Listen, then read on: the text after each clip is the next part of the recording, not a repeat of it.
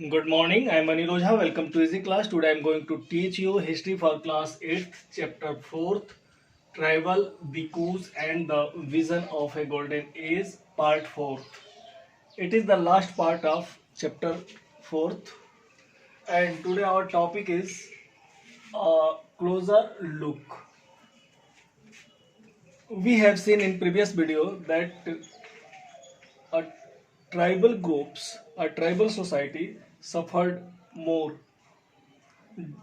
during the 19th and 20th century, and through 19th and 20th centuries tribal groups in different part of the country rebelled against the changes in law, new taxes they had to pay and exploitation by money lender. उन लोगों ने ये देखा tribal groups ने कि हमारा जो ये नए फॉरेस्ट लॉ जिसकी चर्चा मैं पिछले वीडियो में किया हूँ लगा दिया गया था, तमाम तरह की बंदिशें थी, जो स्वतंत्रता पूर्वक ट्राइबल सोसाइटी जंगल में घूम सकते थे, झूम कल्टीवेशन कर सकते थे, अब वो ऐसा नहीं कर सकते थे। न ही वो स्वतंत्रता पूर्वक वहाँ पे फ्रूट कलेक्ट कर सकते थे या ऊट कलेक्ट कर सकते थे। तो इस तरह से हुआ क्या कि इनके मन में एक द्वेष की भावना पैदा हुई and tribal society revolt against the Dikus. Dikus means outsider. Okay. Some tribal group like Kol rebelled in 1831. Santhal rose in revolt 1855, and Bastar rebellion in Central India broke out in 1910, and Warli revolt in Maharashtra in 1940. तो इस तरह से इन लोगों ने, इस tribal society ने revolt किया। मुख्य तौर से हमें इसे दिमाग में रखना चाहिए कि कोल थे, संथाल थे, और कौन सी थी ट्राइबल सोसाइटी, तो बस्तर थी और वर्ली थे। इनमें एक इस तरह का लीडर पैदा हो रहा था जो बहुत ही जिसे समाज से बहुत सम्मान प्राप्त था। समाज, ट्राइबल सोसाइटी उसे बहुत ही उसकी बातों को मानती थी। और what is his name? His name was Birsa Munda at that time. So I would like to say something about the Birsa Munda, इसलिए हम बिरसा मुंडा के बारे में भी कुछ समझ लें। Birsa Munda was born in mid 1870s. He grew up around the forest of Bohanda, grazing sheep, playing the flute and dancing in local akhara. तो इस तरह से जंगलों में रहता था, सीप की ग्रेजिंग करना या फ्लूट बांसुरी बजाना और लोकल अखाड़ा में डांस करना, इस तरह के कार्य उसके बचपन में बीते। वो अक्सर कहानियां सुना करता था।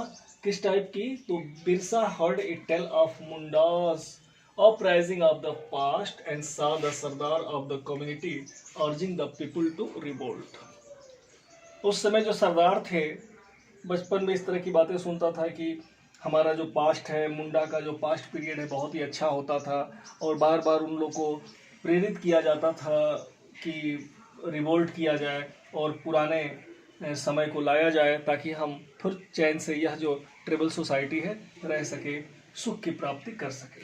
Okay, next, they talked about the golden age when the Mundas had been free of the oppression of Dikus and said there would be a time when the ancestral right of the community would be restored. One thing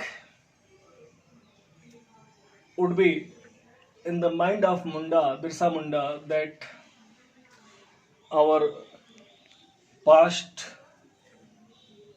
had been very proper, and if we revolt against the Dikus, we can restore the past. तो हम फिर पुनः उस past को प्राप्त कर सकते हैं जिसे आउटसाइडर या दिकूज या मनी लेंडर या ब्रिटिशर ने जिसे हमसे छीन लिया है। तो इस चीज़ की स्थिति, बिरसा मुंडा एक सामान्य बच्चे की तरह विद्यालय में भी गया और स्टार्ट उसकी शिक्षा हुई है। Birsa went to local missionary school and listened to the sermon of the missionaries, and there he heard that if Munda became a good Christian and gave up their bad habit, they would attain the kingdom of heaven. Later, Birsa spent some time in the company of Vaishnav preacher. तो बचपन में जो वहाँ के missionary के जो Saint थे वो बताते थे कि अगर मुंडा अपनी बैड हैबिटों को छोड़ दे तो एक अच्छे क्रिश्चियन बन सकते हैं। फिर इसके बाद यह भी चीज़ें उसे बहुत अच्छी नहीं लगी, बहुत प्रभावित नहीं कर पाई। कुछ दिनों के बाद वो बैसरों प्रीचर के प्रभाव में आए, उनकी बातों को उन्होंने सुना। स्थितियां बदलती गई और उनको लगा बिरसा मुंडा को कि अगर हमारे समाज में एक लोग अपनी गंदी आदतों को छोड़ दें, ड्रिंकिंग लीकर कर रहे हैं वो ना करें, फिर गाँव की सफाई ठीक से करें, फिर ये जो जादू टोना या टोटका में विश्वास करते हैं, इससे हमारा समाज जो है पिछड़ा बना रहेगा और कभी प्रोग्रेस नहीं करेगा। तो इन सब चीज़ों को उन्होंने हटाने की कोशिश की अपने समाज से। And also Birsa turned against the missionaries and Hindu landlord. Missionary के अगेंस्ट में तो थे ही, वो हिंदू देवी देवताओं के भी अगेंस्ट में थे। कहते थे इससे भी हमारा जो डेवलप है या हम इस तरह की जो प्रगति करना चाहते हैं, we are not able to get all the things.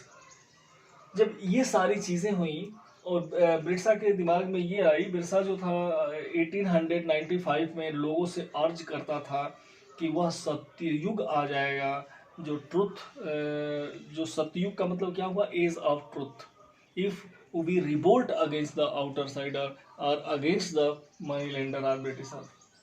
तो इस तरह की बातें और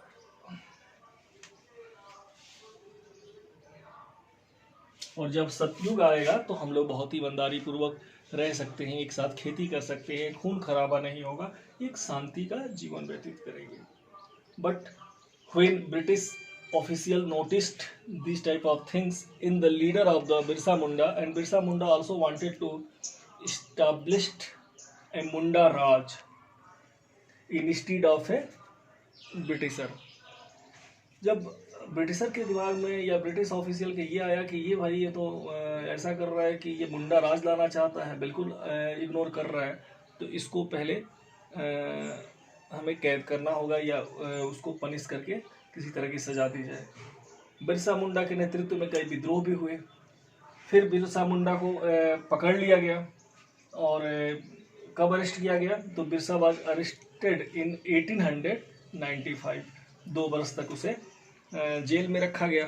2 बरस के बाद जब छोड़ा गया 1897 में, तो he began touring and the village to gather support करने के लिए, फिर सपोर्ट लेने के लिए बहुत ही तीव्र गति से उन्होंने अपना समूह बनाया। But unfortunately in 1900 Birsa died of the cholera and when movement faded out.